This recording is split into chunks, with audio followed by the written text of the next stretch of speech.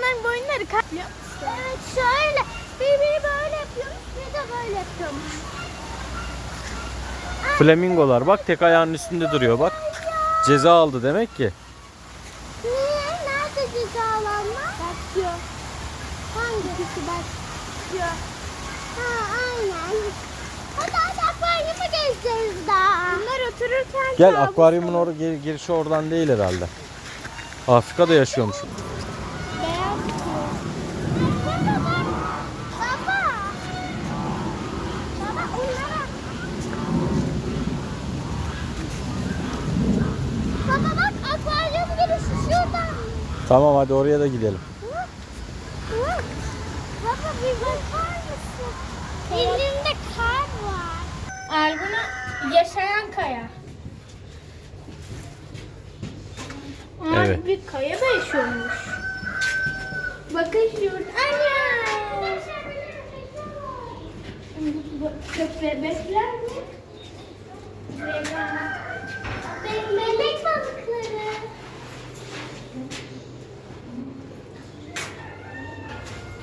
Melekçikler. Küçük melekeler. Evet hadi gelin. Baba, bak jelibon balıkları. Aynen. Oscar muşakları. Oscar çöllerde. Arkadaşlar bir de bakın bir de. Normalde Oscar çöllerde olur ama bu Oscar sularda. Evet. Değil mi küçük Oscar'lar? Ters yüzen bak. Ters yüzüyor. Deli misiniz de ters yüzüyorsunuz kardeş? Biz böyle. Kur'an'da zacikletmiş. Arkadaşlar bir de böyle bir tane. Baba burada bir tane daha var. Zeynep biz onu gördük. Aa tetra bakın. Yine küçük balıklar tetra. Baba peki şunlar ne? Onlar da onun yavruları. Yavru mu? Ben hazırım. Baba şuradan. Şunu görmeniz lazım. O ne? Baba şunu görmen lazım. İşte o vatoz. Küçük vatoz. Karetta karetta. Evet. Ay. Karetta. Normal nefes alma yerleri bile var. Kaplumbağa. Dora. Dora bu. İngilizce'de de kaplumbağa demek için. Karetta olacak. Baba burası çok güzel bir yer. Aa Lipistes. Lipistes balıkları. Lipistes. Cüce vatoz.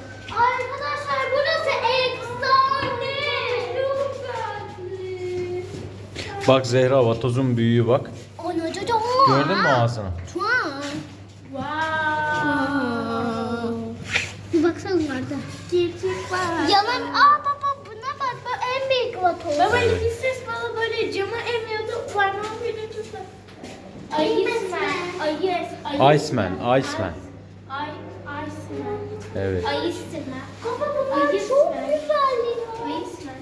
Kılçık balık. Kılıç. Nasıl kılçık ya? Kılıç balığı. Kuyrukları kılıca Yapan balık. Evet. Kır balıkları. He.